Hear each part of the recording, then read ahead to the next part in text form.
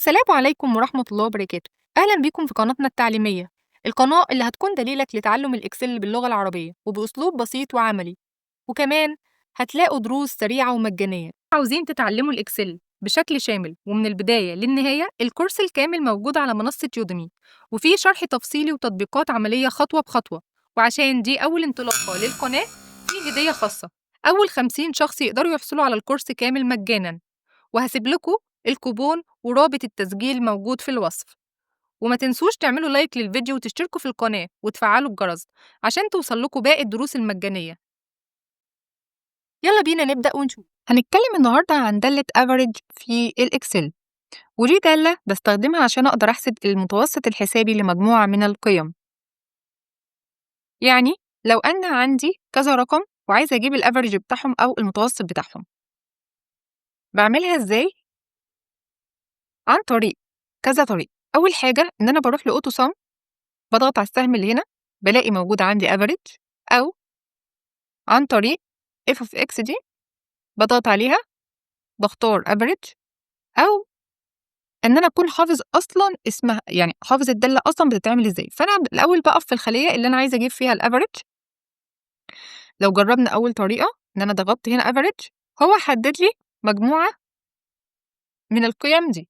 طب لو أنا عايزة أجيب مثلًا من أول الاتنين، يبقى هاختار كده من أول الاتنين، باضغط من أول حاجة وأسحب لحد المكان اللي أنا عايزه. فأنا لأ، أنا عايز كلهم، ونضغط enter، طلع لي مثلا هنا 3. طيب خلينا نجرب الطريقة التانية. هندلت f of x وهختار average، بيقول لي حدد لي النمبرز. بضغط هنا على السهم وبحددهم كده واضغط enter واقول اوكي، برضو طلعت لي نفس القيمة. ولكن بفضل ان هي دالة معروفة وسهلة. ببساطة شديدة بعمل ايه؟ احنا اتفقنا ان اي معادلة في الاكسل عشان اعملها بكتب الاول يساوي، وبعد كده دالة average A V بتبدأ تظهر معانا عشان أتنقل بالخيارات اللي طلعت لي أول ما كتبت ال AV من الكيبورد. الأسهم اللي بتطلع وبتنزل أقدر أختار اللي أنا عاوزه. فأنا شايفها أهي، أنا كده لما بقى لونها أزرق كده أنا هو خلاص مختار average. علشان أختارها بضغط من الكيبورد على تاب كده، هو اختارها وفتح قوس معانا. لما بيفتح قوس بروح على المكان اللي أنا عاوز أحدد منه النطاق أو الرينج بتاعنا اللي أنا هقدر أختار منه الحاجات اللي هحسب لها الأفريج. فلو أنا مثلا عاوز أحسب من أول ل5 بضغط وأفضل ضاغط على الماوس ولحد ما أوصل مثلا لل4 دي. بعد كده بقفل القوس من الكيبورد وأضغط انتر، بيطلع لي نفس القيمة.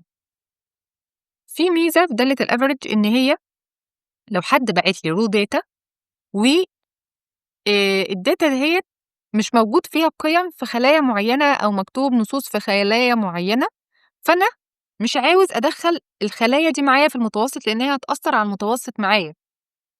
يعني لو زي ما احنا شايفين هنا كده التيبل ده، أنا عندي هنا مفيش رقم ولا قيمة. فلو جينا حسبنا المتوسط زي ما قلنا بنفس الطريقة بيساوي average، واخترت كده وقفلنا القوس وعملنا انتر 3.5. طيب هو المتوسط الحسابي ده أصلا عبارة عن إيه؟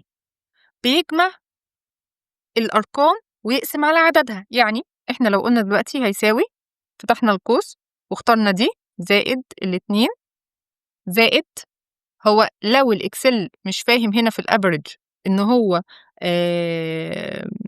إن دي ما فيهاش رقم أو فاضية، هيدخلها معايا في العدد. يعني هيقول زائد دي زائد دي زائد دي وهيقفل القوس. واحنا دلوقتي عندنا 1 2 3 4 5 5 خلايا، يقسم على 5 يبقى الافريج بتاعهم 2.8.